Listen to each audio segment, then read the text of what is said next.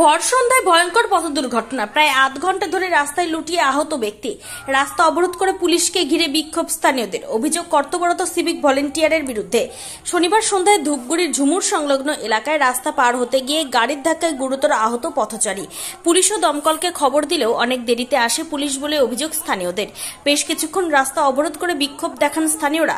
স্থানীয় সূত্রে জানা গিয়েছে আহত ব্যক্তির বাড়ি বারোঘড়িয়া গ্রাম পঞ্চায়েতের নতুনহাট এলাকায়, তবে নাম জানা যায়নি।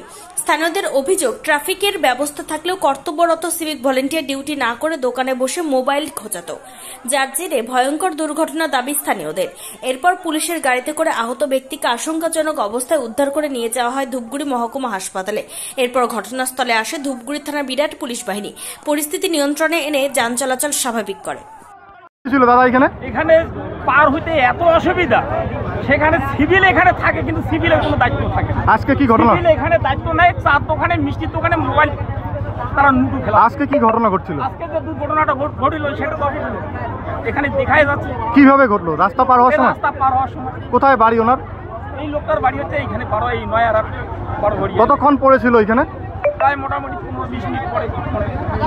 পুলিশ কতক্ষণ? পুলিশ প্রায় আধা ঘন্টা পর হচ্ছে। দমকল ছিল না? তাহলে কারা উদ্ধার করে নিয়ে গেল? একটা গাড়িতে নিয়ে। কি অবস্থা লোকটার? লোকটা পার হওয়ার সময় কি অবস্থা? বাঁচবে? যখন পড়ে গেছে তখন তো জীবিত। আচ্ছা, পরে কি দেখলেন? তখন এই দেখা গেল বুকে সিরিয়াস অবস্থা। কি নাম আপনার? আমার নাম জাকির। এটা কোন এলাকা? এটা হচ্ছে পূর্ব আলতা। রাস্তা কি অবরোধ করেছেন? রাস্তা তো অবরোধ করবে। পুলিশ আসছিল, পরে আরো পুলিশ আসছিল? পুলিশ এখন আসলো।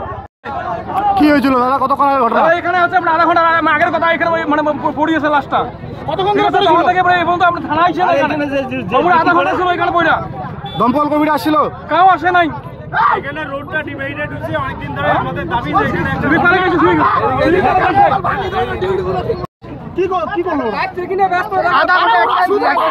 আধা ঘন্টা পরে 1 ঘন্টা পরে আসছে পুলিশ। এত খবর দেওয়া হয়েছে, আসে নাই পুলিশ। 1 ঘন্টা পরে আসছে।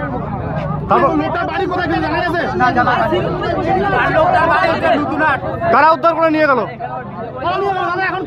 কারা নিয়ে গেল? পুলিশ নিয়ে গেল। এখনই নিয়ে গেল।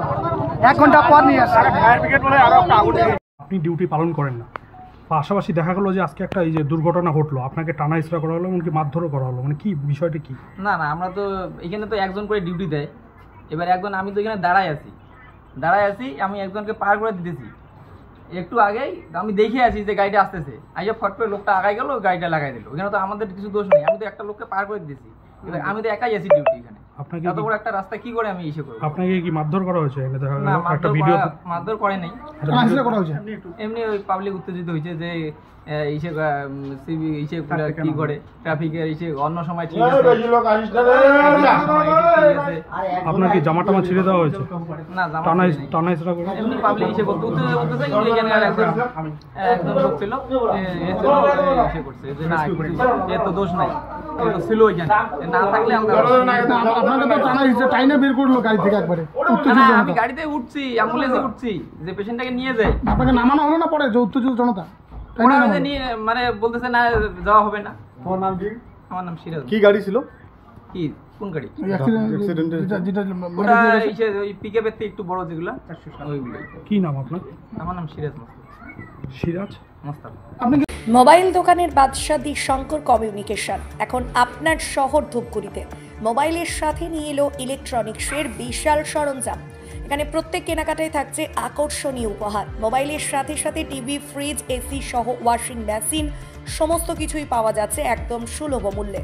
আমাদের ভিডিও দেখে এসে থাকলে থাকছে আরও ধামাকা অফার। আমাদের ঠিকানা ধূপগুড়ি ট্রাফিক চৌপতি ফল কোর্টটির গলির পাশে। যোগাযোগ নাম্বার 9832494401 অথবা 9832019206।